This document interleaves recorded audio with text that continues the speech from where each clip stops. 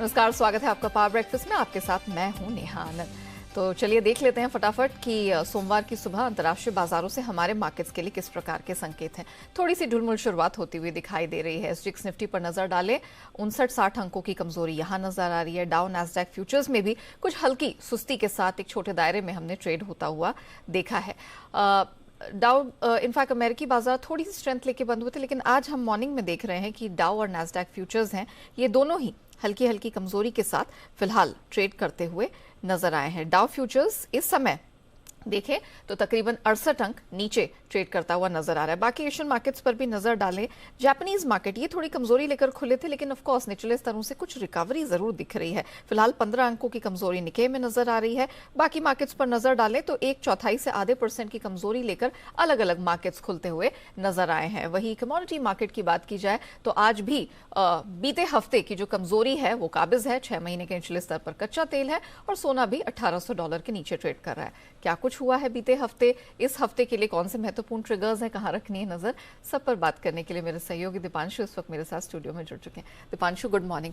विदेशी बाजारों के तो कैसे भी संकेत हो, लेकिन कॉमनवेल्थ में तो मतलब भारत का नाम रोशन कर दिया भारतीय स्पोर्ट्स पर्सन ने। चलिए बताइए, इंटरनेशनल मार्केट से कैसे संकेत रहे हैं, कहां रखें नजर? ठीक ठाक संकेत हैं। थोड़ा हम देख रहे हैं पिछले कुछ दिनों से कंसोलिडेशन का एक ट्रेंड आ गया अच्छी तेजी के बाद, और वैसे ही ट्रेंड आपने फ्राइडे को भी देखा। बट एक नए हफ्ते की शुरुआत है, ऑफ कोर्स हमारे लिए ट्रंकेटेड वीक है, बट एक्शन इस पूरे हफ्ते बरकरार रहेगा। सबसे बड़ा ट्रिगर इस हफ्ते का है अमेरिका के जो इन्फ्लेशन के आंकड़े आने वाले हैं। अब हमने देखा कि जून के महीने में 9.1% इन्फ्लेशन पहुंच चुका था, वहां से थोड़ा कूल ऑफ होगा, बट ज्यादा कूल ऑफ नहीं होने वाला है। 8.7% का अनुमान लगाया जा रहा है, तो अभी भी काफी एलिवेटेड लेवल्स पर है। इसके साथ ही चीन में भी उनके इन्फ्लेशन के आंकड़े आने वाले हैं। यूके, हांगकांग और सिंगापुर के जीडीपी आंकड़े आने वाले हैं, और ऑफ कोर्स कई सारे फेड के रीजनल प्रेसिडेंट्स इस हफ्ते भी बात करेंगे, तो वहां पर भी नजर रहेगी। और नजर स्पेशली रहेगी इनके इन्फ्लेशन आंकड़े और फेड के जो प्रेसिडेंट्स हैं उनकी कमेंट्री को लेकर, क्योंकि शुक्रवार को बाजार के लिए जो बड़ा ट्रिगर था जॉब्स डेटा का जुलाई महीने का, वो हमने आते हुए देखा, और शानदार जॉब्स डेटा था अमेरिका में। ट्रूली अगर आप देखेंगे तो करीब करीब 5.28 लाख की जॉब्स इन्होंने जोड़ी हैं। जो अनुमान था उसका डबल हमने आंकड़ा आते हुए देखा है। बेरोजगारी इनकी 3.5% पर स्टेबल है, कोई फर्क वहां पर आपको नहीं पड़ते हुए देखा है।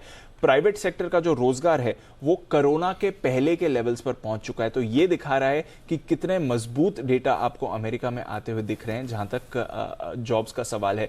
और ऐसी एक चिंता जताई गई थी कि जिस तरह से इन्फ्लेशन से लड़ने के लिए फेड रेट्स बढ़ा रहा है, उसका इकोनॉमी पर असर पड़ सकता है और उसका इंपैक्ट आप जॉब्स पर आते हुए देख सकते हैं। बट फिलहाल कुछ भी ऐसा संकेत नहीं आते हुए दिख रहा है। तो ये दिखा रहा है कि अमेरिकी इकोनॉमी काफी मजबूत है और इसका इंपैक्ट अभी तो नहीं पड़ रहा है इकोनॉमी पर, जहां तक रेट हाइक्स का सवाल है। इनफैक्ट जानकार अब मान रहे हैं कि क्योंकि इतना शानदार रोजगार डेटा आया है, तो फेड जो अपना अग्रेसिव रुख है उसको बरकरार रखेगा। अनुमान लगाया जा रहा था कि सितंबर पॉलिसी में शायद आधे % का ही रेट्स बढ़ाए जाए, बट जिस तरह से ये जॉब्स डेटा आया है, अब अनुमान है कि शायद 0.5% की बढ़ोतरी भी हो सकती है। तो स्पेशली जॉब्स डेटा काफी शानदार रहा, और इस हफ्ते आप इन्फ्लेशन डेटा आने वाले हैं, तो दोनों का कॉम्बिनेशन काफी इंपॉर्टेंट रहने वाला है अमेरिकी मार्केट्स के लिए।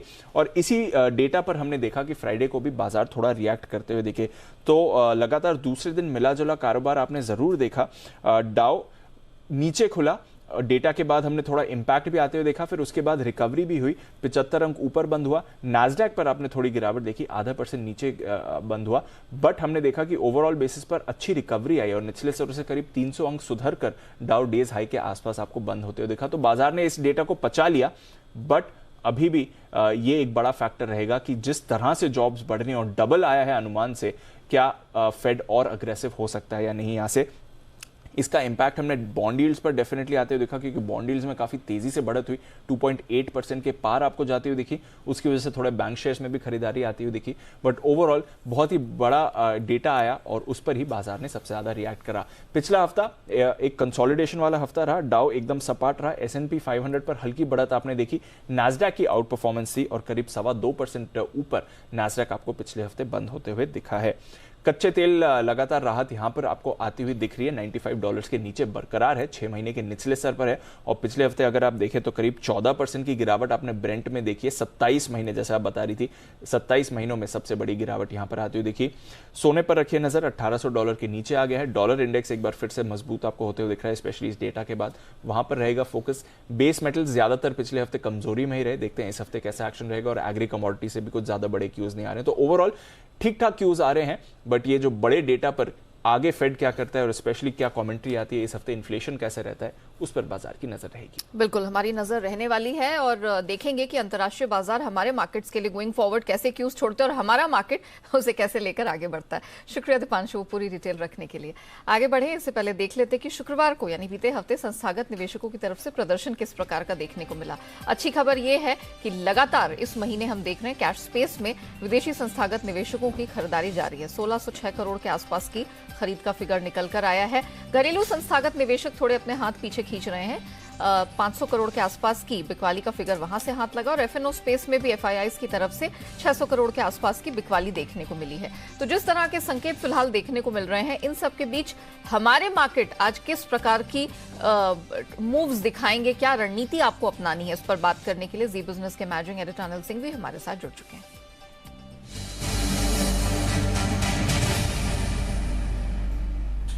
Anil sir, good morning sir. जिस तरह के क्यूज हमें मिलते हुए दिख रहे हैं और एफआईआईज अब वापस एक तरह से लौटते हुए दिख रहे हैं, फिंगर्स क्रॉस्ड, तो क्या लग रहा है सर, निफ्टी बैंक निफ्टी क्या लेवल्स होंगे, क्या किया जाए?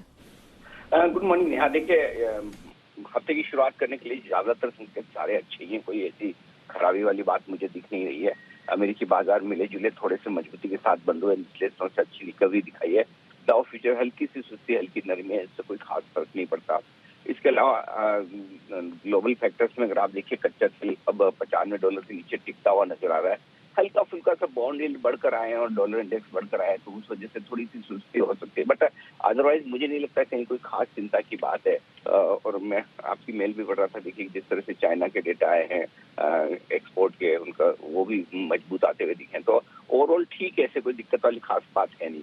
अब जहाँ तक हमारे बाजारों का सवाल है, हमने जो 15,200 के आसपास का लो बनाया और वहां से एक तरफा तेजी जो दिखी है, शुक्रवार को हम बंद हुए हैं 17,400 के आसपास, जो कि इस पूरे रनअप की सबसे बेस्ट क्लोजिंग है। तो तकनीकी तौर पर भी हमारे बाजार काफी मजबूत है। एफआईआईज के डेटा बहुत स्ट्रॉन्ग आए हैं शुक्रवार के। तो मेरा ये समझता है कि जितना ज्यादा गैप से नीचे खुले उतना ज्यादा और उतना जल्दी खरीदना चाहिए। तो मैं खरीदने के पक्ष में हूँ। और अगर 70-80 पॉइंट जो थोड़ी देर पहले 650 दिख रहा था, अभी शायद 60-70 पॉइंट नीचे होगा, इतना नीचे खुलता है तो खरीदारी का मौका बन सकता है। और निचले स्तरों पर जो सपोर्ट है, थोड़ा सा दूर है सपोर्ट की रेंज, वो है आपके लिए 17,150 से लेकर 17,225। उससे ठीक पहले 17,350 के आसपास स्ट्रॉन्ग सपोर्ट है। आई डोंट थिंक उसके नीचे खुलना चाहिए। फिर भी आप 17,150, 17,225 को सपोर्ट जोन मानकर चले। ऊपर में एक बार फिर से आज आपको बाजार 17,475 से 17,525 की रेंज तक जाने की कोशिश करते हुए देख सकते हैं। वहां पे प्रॉफिट बुक करके फिर इंतजार करें। बैंक निफ्टी का जहां तक सवाल है, 37,625, 37,750 स्ट्रॉन्ग सपोर्ट का काम करेगा। इस रेंज में अगर बैंक निफ्टी नीचे आता है, एसबीआई के नंबर थोड़े उतने मतलब मजबूत नहीं है, हो सकता है उसकी वजह से थोड़ा सा नीचे अगर मौका मिले तो इस रेंज में खरीदना चाहिए। और ऊपरी स्तरों पर 38,150 से लेकर 38,350 की आपकी वो रेंज होनी चाहिए, जहां पर प्रॉफिट आप बैंक निफ्टी में कर सकते हैं। जी, थैंक यू सर, हमें बताने के लिए कि आज जिस तरह की क्यूज हैं, जिस तरह का मूड माहौल बन रहा है, क्या रणनीति अपनानी है। तो लेवल्स बिल्कुल क्लियर हैं, उन पे फोकस करके चलिए। 17,225, 300, इनफैक्ट डाउन साइड में सर 150 का भी एक लेवल दे रहे हैं कि जिस पर आपको फोकस करके चलना है।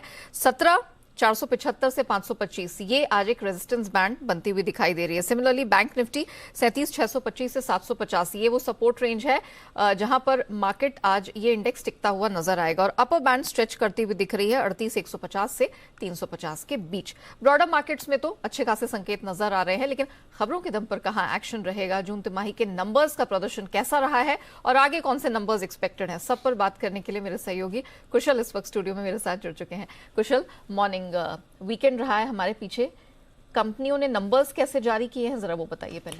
बिल्कुल नया मॉर्निंग। सबसे पहले अब देखिए यहाँ पर नंबर्स काफ़ी सारे आते हुए दिखे हैं। बाजार का दिग्गज पीएसयू बैंक एसबीआई अपने नंबर्स डिक्लेयर करता हुआ नजर आया।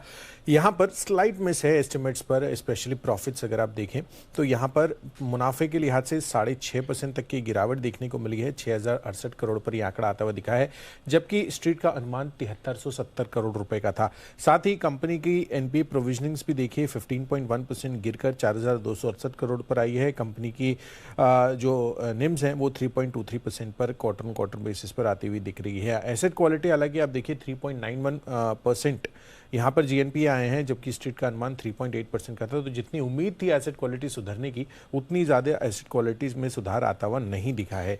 बीपीसीएल एचपीसीएल ने भी अपने ओएमसीज जो हैं उन्होंने नंबर्स डिक्लेयर किए। नंबर्स कमज़ोर है, इनफैक्ट घाटा जो है अनुमान से ज़्यादा आता हुआ दिख रहा है। घाटा बीपीसीएल सबसे पहले बात कर लेते हैं, 6,300 करोड़ का घाटा आया है, जबकि मुनाफा पिछले क्वार्टर में 2,384 करोड़ का था।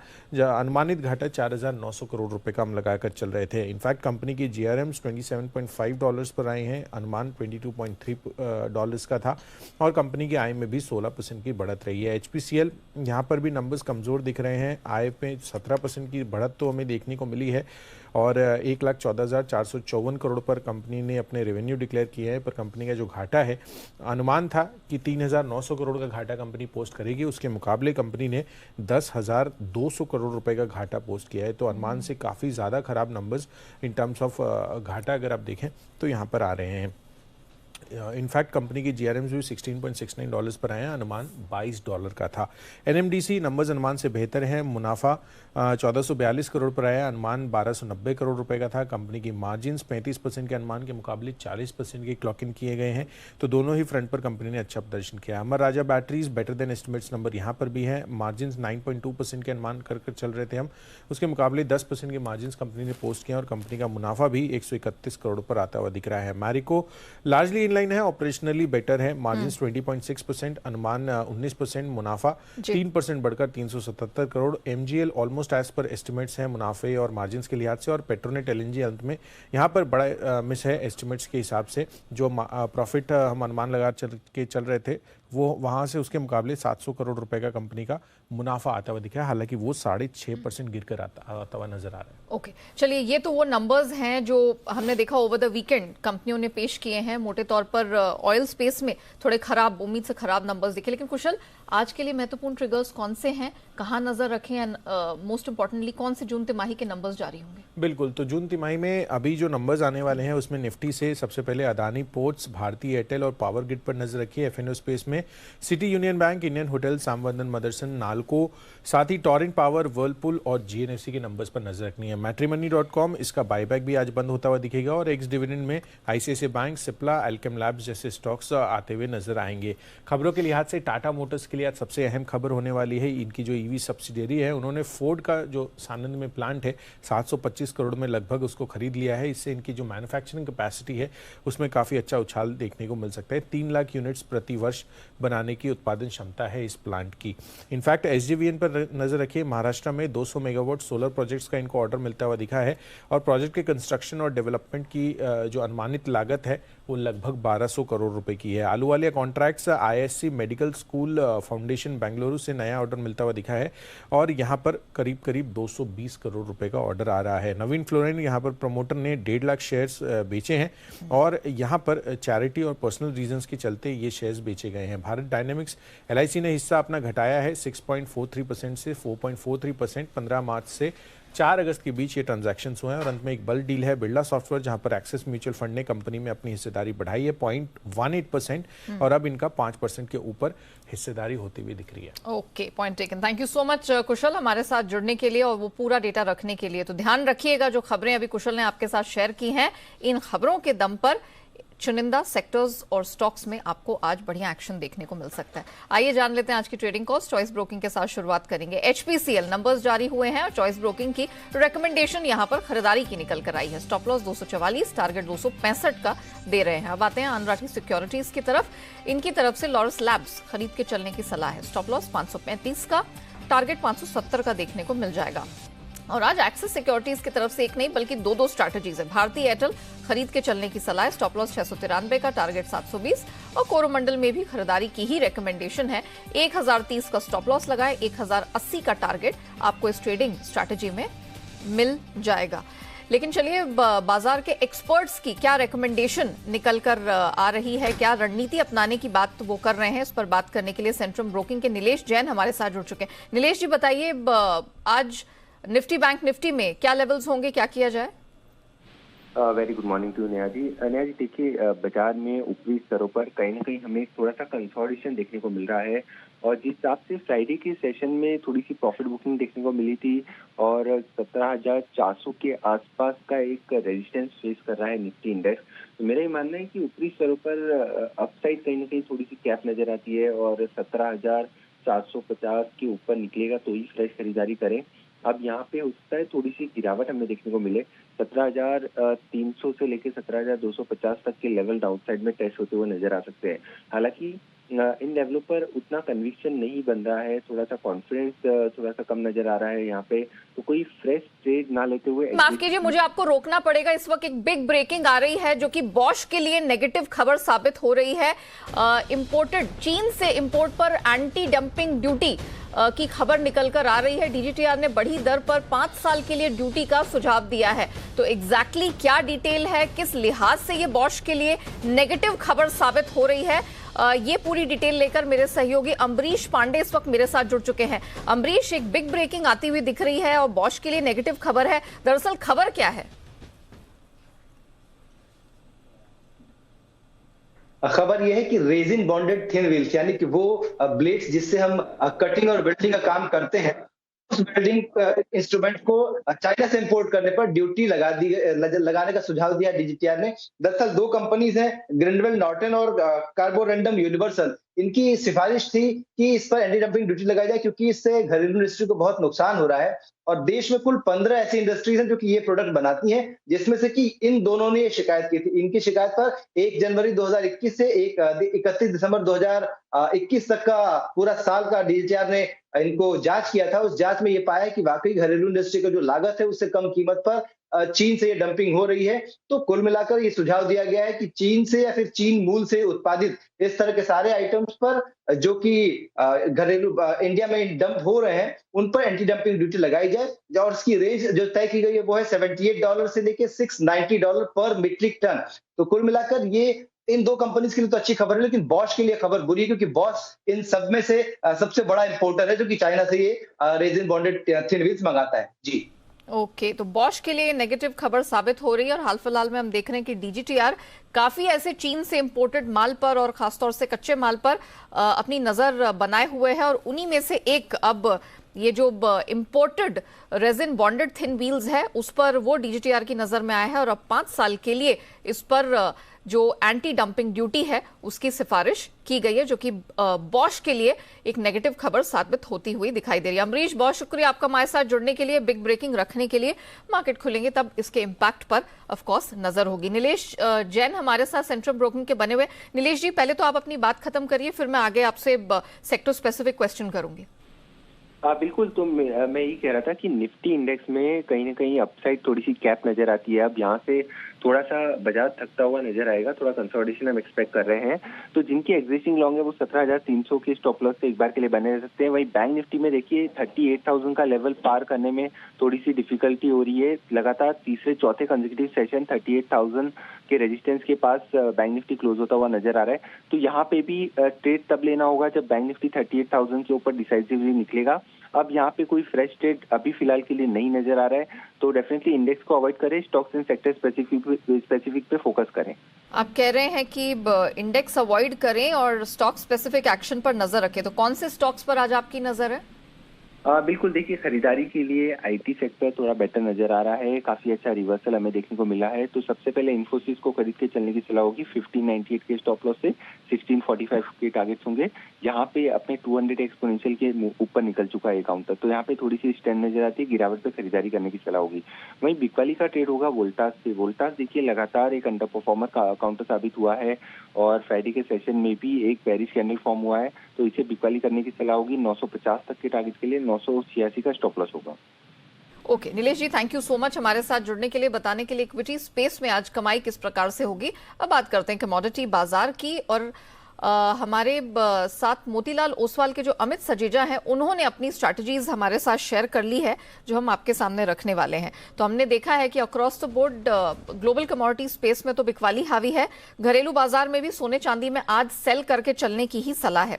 अक्टूबर वायदा जो कि इसका एक्टिव कॉन्ट्रैक्ट है, एमसीएक्स पर गोल्ड सेल करके चले 52,050 के पास, आपको 51,650 तक का लेवल नीचे मिल जाएगा, स्टॉप लॉस लगाना है 52,250 का।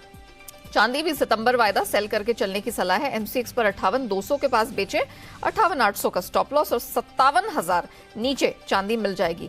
कच्चे तेल की कीमतें जो कि अंतर्राष्ट्रीय बाजार में 6 महीने के निचले स्तर पर है, यहां पर भी बिकवाली की ही रिकमेंडेशन है। अगस्त वायदा जो कि इसका एक्टिव कॉन्ट्रैक्ट है, उसे बेचकर चले 7,250 के पास, नीचे 6,950 तक का लेवल देखने को मिल जाएगा, यानी कि 7,000 के नीचे भी इसके लुढ़कने की संभावना नजर आ रही है। तो अक्रॉस द बोर्ड आज अमित सजेजा की तरफ से बिकवाली की रिकमेंडेशन सोने चांदी और कच्चे तेल में निकल कर आई है। अब बात करते हैं एफआईआर यानी एफआईआई इन्वेस्टमेंट रिपोर्ट की। देख लेते हैं कि विदेशी ब्रोकरेजेस ने किन स्टॉक्स में दर्ज किए एफआईआर। शुरुआत करेंगे एसबीआई से। खरीदारी की रिकमेंडेशन सिटी की तरफ से है, लक्ष्य बढ़ाकर 630 कर दिया है। अब बात करते हैं ऑयल मार्केटिंग कंपनीज की। सिटी की बीपीसीएल पर रिकमेंडेशन तो वैसे खरीदारी की है, लेकिन टारगेट इन्होंने ट्रिम किया है 450 से, अब नया टारगेट है 420 का। एचपीसीएल खरीद की रिकमेंडेशन है, टारगेट यहां पर भी काटा है 295 रुपए, अब यहां पर इन्होंने टारगेट कर दिया, पहले 310 था। अमारा राजा जेपी मॉर्गन की न्यूट्रल की स्टैंस है, लक्ष्य इन्होंने हालांकि थोड़ा बढ़ाया है, 565 कर दिया है। मैरिको इस पर मैक्वारी आउटपरफॉर्म का स्टैंस दे रहे हैं, टारगेट बढ़ाकर 575 कर दिया। मॉर्गन स्टैनली ओवरवेट आउटलुक दे रहे हैं, टारगेट 605 है, और जेपी मॉर्गन का भी ओवरवेट स्टैंस है 560 के टारगेट के लिए। चलिए इसी के साथ पावर ब्रेकफास्ट को हम यही रैप अप करते हैं, लेकिन आप बने रहिएगा जी बिजनेस के साथ। ब्रेक के बाद हम आपके लिए लेकर आएंगे ट्रेडर्स डायरी, जहां आपको मिलेंगे आज के लिए 20 दमदार ट्रेडिंग आइडियाज।